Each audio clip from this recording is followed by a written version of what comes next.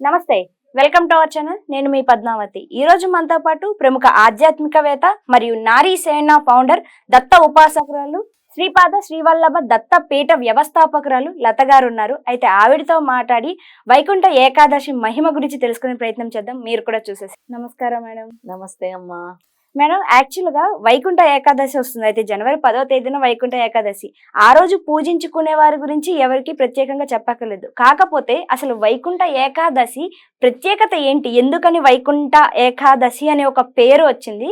దాంతో పాటుగా ఆ రోజు పేరుకి ఉన్న మహిమతో పాటు అసలు ఎందుకని ఉపవాసం చెయ్యాలి? దీని గురించి ఏమైనా వివరించగలుగుతారా మేడం? తప్పకుండా పద్మావతి. వైకుంఠ ఏకాదశి మహిమ మనకి దత్త పురాణంలో ఏ విధంగా స్వామి తెలియచేశారో నేను అందరికీ కూడా చెప్తాను. అసలు ఆ ఉపవాస మహిమ వల్ల ఎంతటి ఫలితాన్ని స్వామిస్తున్నారు, అసలు ఆ రోజు ఏమేం చేయాలి, మనము ఎలాంటి మంత్రాన్ని జపించాలి, ఎలాంటి దానాలు చేయాలి అనేది నేను చాలా వివరంగా తెలియజేస్తాను.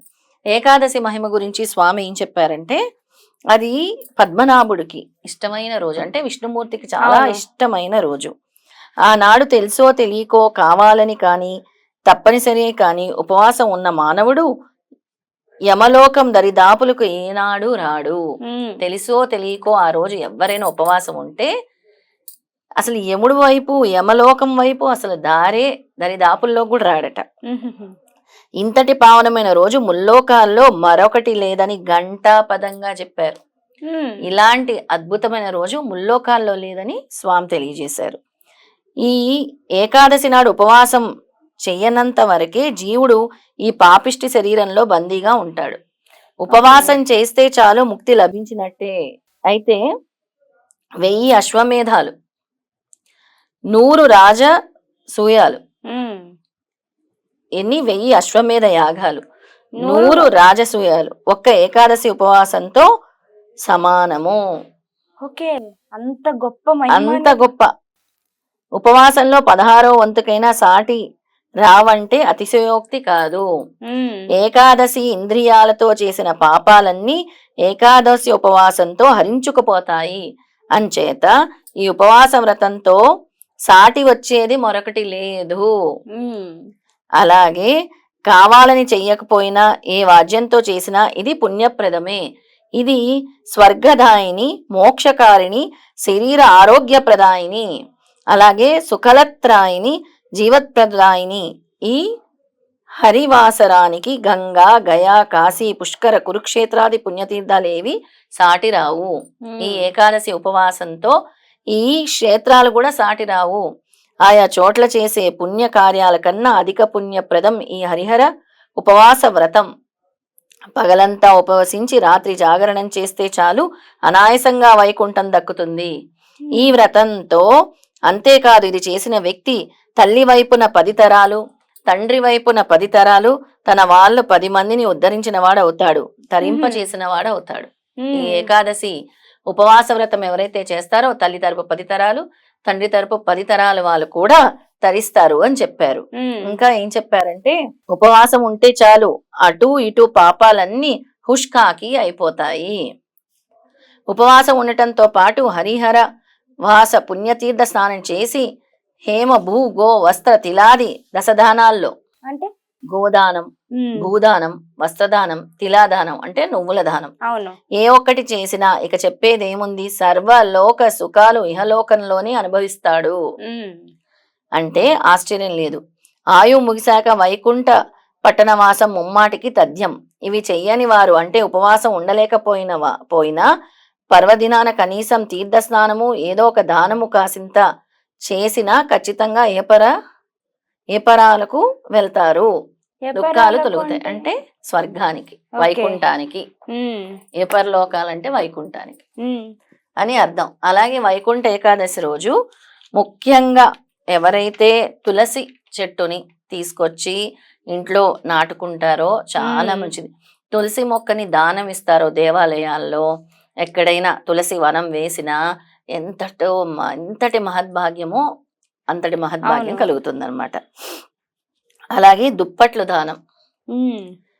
ఎవరైతే రోడ్ల మీద చాలా చలితో, అంటే చాలా ఏమీ లేని వాళ్ళు ఉంటారు కదా, వాళ్ళకి ఎవరైతే దుప్పట్లు దానం చేస్తారో ఈ ఏకాదశి తిథి రోజు చక్కటి ఫలితాన్ని ఇస్తారు. అలాగే గోదానం ఇందాక చెప్పాను కదా, ఇంకా ఆ రోజు ఎవరైతే తులసితో స్వామిని పూజిస్తారో స్వామి తొందరగా వాళ్ళని అనుగ్రహిస్తారు.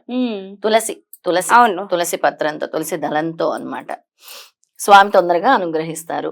అలాగే ఆ రోజు చదువుకోవాల్సిన స్తోత్రం కూడా చెప్తారు.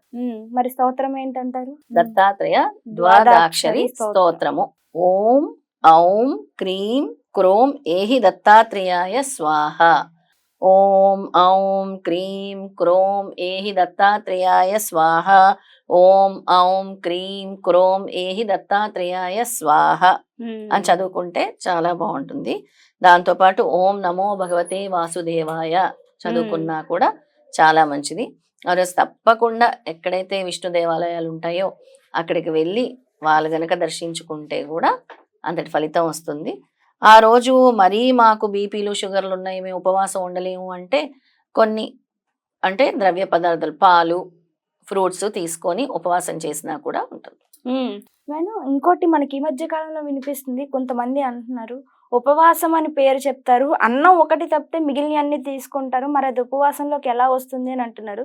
అసలు అది కరెక్టే అంటారంటే ఆ పద్ధతి ఇలా కూడా పాటించవచ్చు అమ్మా, అంటారా? ఇప్పుడు కలియుగంలో వ్యాధులు బారిన ఎక్కువ పడుతున్నారు. అవును, చాలా షుగర్లు మంది ఉంటున్నాయి, షుగర్ బీపీలు ఉండే వాళ్ళు ఉంటున్నాయి. వాళ్ళు తట్టుకోలేరు కాబట్టి వాళ్ళు అల్పాహారంగా తీసుకుంటే అంటే ఈ ఫ్రూట్స్ అనేవి తీసుకోవచ్చు, అలాగే పాలు తీసుకోవచ్చు, అంతవరకే. అన్నం అనేది అసలు ఏకాదశి తిథి నాడు ఓకే, తినకూడదు, అన్నం అనేది అస్సలు ముట్టుకోకూడదు అంటారు. ముట్టుకోకూడదు. అది కూడా వైకుంఠ ఏకాదశి రోజు అస్సలు ముట్టుకోకూడదు. ఎందుకని అన్నాన్నే ముట్టుకోకూడదు అని అంటే దానికి ఒక కారణం ఉంటుంది కదా, ఏదైనా చెప్పారు అంటే మరి దానికి గల కారణం దానికి ఏమైంది? ఏంటి, అదే ఆ వ్రతం. వ్రతం యొక్క సిద్ధాంతమే అది. ఆ రోజు ఉపవాసం ఉండడమే దీన్ని ఉపవాస వ్రతం అంటారు. దీనివల్ల మహాపాతకాలు దొరుకుతాయి. మరి అన్నం తింటే ఉపవాసం అవ్వదు కదా, అన్నం తింటే కడుపు నిండిపోద్ది, ఉపవాసం ఎలా అవుతుంది, అవ్వదు. కాబట్టి అన్నం తినకూడదు అంట. అమ్మ, ఇంతవరకు మనం వైకుంఠ ఏకాదశి రోజు అసలు ఎందుకు ఉపవాసం ఉంటారో తెలుసుకున్నాం. అయితే ఇప్పుడు దేవుడికి పూజ జరిగిన తర్వాత అసలు ఏ నైవేద్యాన్ని అర్పించడం వల్ల ఇంకాస్త శీఘ్రంగా దేవుడికి మన అనుగ్రహం దొరుకుతుందంటారు అసలు? ఏమైనా ఇప్పుడు గురువుతో సమానం కాబట్టి దత్తాత్రేయ స్వామి చదువుతున్నాం కాబట్టి ఎల్లో కలర్ అరటి పళ్ళు పెట్టొచ్చు నైవేద్యంగా. అరటిపళ్ళు పెడితే చాలా మంచిది. ఫ్రూట్స్ విషయంలోకి వస్తే ఎలాంటివైనా పెట్టుకోవచ్చు మనం. అలాగే నేను ఎప్పుడు చెప్తూ ఉంటాను, ఎల్లో కలర్ పుష్పాలు, పసుపు రంగు పుష్పాలతో పూజించాలి. పసుపు రంగు మాత్రమే పూజించమంటారు. అంటే గురువు అనుగ్రహం కలగాలి అని అంటే పసుపు రంగు పుష్పాలతో పూజించాలి. పసుపు తెలుపు రెండింటి ఏదైనా చేసుకోవచ్చు ఈ పూజించవచ్చు. పసుపు ఈ తెలుపు రంగు పూలలో అంటే చాలా రకాల పూలు ఉంటాయి కదా. చామంతి పూలు, చామంతి పూలు ఉంటాయి కదా, తెల్ల చామంతి, అవును, ఎల్లో చామంతి, ఆ పుష్పాలతో కూడా చేయొచ్చు. నిజంగా అమ్మ చాలా చక్కగా వివరణ ఇచ్చారు. దాంతో పాటు ఇచ్చిన మంత్రోచ్చారణ ఏదైతే ఉందో అది కూడా చాలా బాగుంది. ప్రతి ఒక్కరు చక్కటి అవకాశం మాకు మా రెడ్ టీవీ ప్రేక్షకులకి అందించేందుకు నిజంగా ధన్యవాదాలమ్మా.